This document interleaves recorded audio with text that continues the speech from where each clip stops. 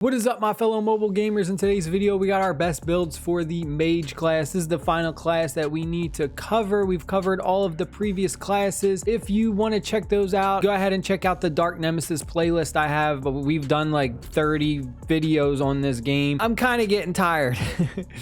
So I still make some more videos, but I kind of want to get back into like a base building war game before like Diablo Immortal comes out. I'm just kind of getting tired of these MMORPGs, ARPGs, whatever you want to call them. I might check out Infinity Kingdom. It's something I haven't played yet, and it seems kind of interesting. I might make some videos on that. We'll see if I like it or not. But let's go into our Mage build. Now, for the Forge enchantment, this was a weird place for the Mage. I couldn't really find what was like the main stat we were looking for. As a mage, you do poison damage, so make sure you go for poison attack when you're doing your rerolls. And then I would just go with resistance, and then resilience as well. So again, to dodge the crit damage and to dodge and take reduced damage while buffing your elemental damage of poison attack. Any combination of those three should definitely work out. So the one thing that I wasn't 100% sure on is when we're building out the Cosmic Goddess, which is like our healing build, it says you recover your HP by 40% of the Cosmic Goddess's attack after all style skills and ultimates are cast. Now, I don't know if this is just your physical attack or does this have to do with your elemental attack as well?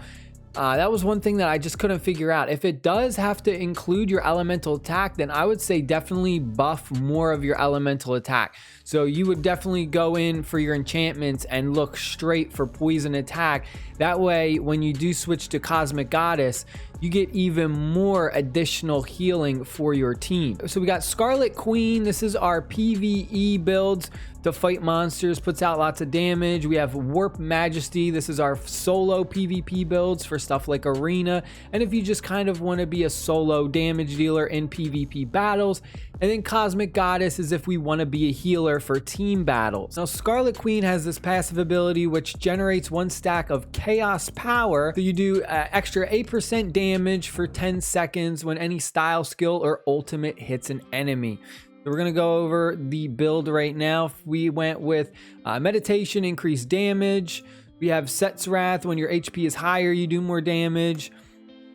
Increased damage dealt by Chaos Strike by 15%. So this is one of our main abilities. It's a 2-tap combo. So basically you tap it once and then you tap it again to jump on them. So we went ahead and we buffed that attack right there. You could also go the reduced cooldown build as well. I'm going to go over that build in a second, but this is mostly for attack. We then go with Sky Splitter. Style skills have a 25% chance to obtain additional layer of Chaos Power.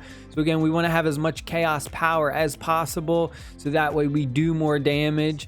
Then we went with Void Plane. For every Chaos Power effect you have, it's going to increase your normal attack damage. So again, we have absolutely amazing synergy between these two. We're going to have extra additional layers of Chaos Power. And then with this right here, for every Chaos Power, we do even more normal attack damage. And then we finish it off with Invading Flames. Our normal attack crit rate is increased by 30%. So notice this is mostly basic attacks and then just trying to stack that Chaos Power as much as possible.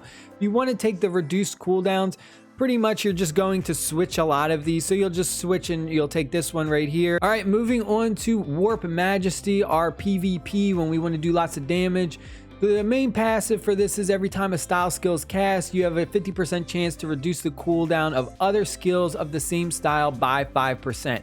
That's one of the downsides to the Mage, is a lot of these have really long cooldowns. So we're going to go ahead and we're going to take attack, increase damage dealt to players by 5. Frozen Plane, when damage taken in 2 seconds is higher than 20%, recover a percentage of your max HP. Now, I personally like this better for the Mage because the Mage is kind of squishier and you're kind of building more towards putting out damage.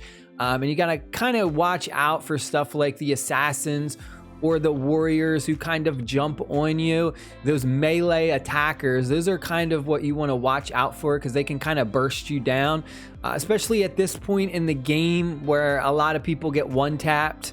So just having this is kind of overall better at this point. Then we take the attack damage increase right here. After casting the first combo of Space Warp, it increases our damage by 10% for 5 seconds. If you want the slow, you could take the slow, but again, we just strictly want damage. Then we take Frantic Blade. After casting the second combo of Space Warp, it'll restore a 30% of your HP lost in Space Warp. So again, these two kind of go hand in hand because of Space Warp, you're getting that increase in damage, and then finally you're getting the healing off as well. To do with your rage, and this one I think is 100% better. So if we take a look, it says increase rage gain through style skill by 25%. So it's like a fourth of what you would normally get. But if you look at this, use any style skill to attack and hit an enemy and you instantly gain 12 rage. This can be triggered up to once every 20 seconds. Now again, we're at a point where the battles don't really last that long. You're honestly not going to survive for more than 20 seconds in a PvP battle. It just doesn't happen, you know? And because of that, the 12 rage that you get instantly is a lot better than just getting like a fourth of extra rage every time you use like a skill. So if we take a look, like the rage you obtain right here is 8. So like a fourth of that would be like 2. So you're gonna get an extra 2 rage. I mean, that doesn't really do anything. If we take a look right here for 12 rage gain, you're going to get an extra fourth. So you're going to get what? An extra 3 rage.